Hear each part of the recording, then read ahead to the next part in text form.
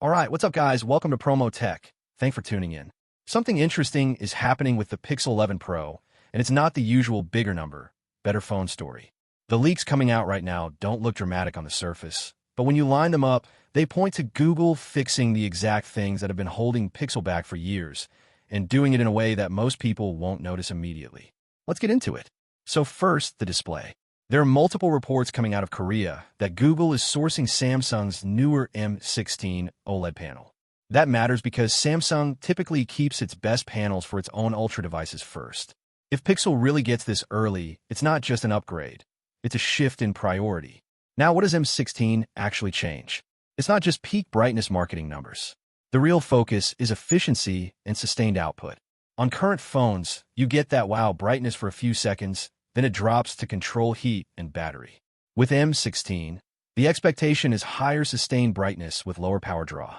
Side by side, that means the Pixel could look more consistent outdoors compared to something like a Galaxy that starts strong but dims quicker under load. But then you move to the chip, and this is where expectations need to be reset. The Tensor Z6 is rumored to move toward a 2nm process, but early info doesn't show a massive jump in raw performance. And honestly, that lines up with Google's pattern. They're not chasing benchmark wins. They're tuning for efficiency, AI workloads, and thermal stability. In real use, that could mean the Pixel doesn't feel faster in the first 10 seconds, but after 15 minutes of camera use, video recording, or multitasking, it holds its performance instead of dropping off. That's been a weakness before, so this is more about fixing behavior than chasing headlines. Now, the biggest leak, and probably the most important one, is the modem. Pixel's connectivity issues aren't new. Weak signal handling, battery drain on mobile data, and overheating have been consistent complaints. The shift to a MediaTek M90 modem is a big deal if it's true. We're talking about better efficiency, around that 10 to 13% range being mentioned, and more stable connectivity. And this is one of those changes that doesn't show up in a spec sheet comparison, but completely changes daily use.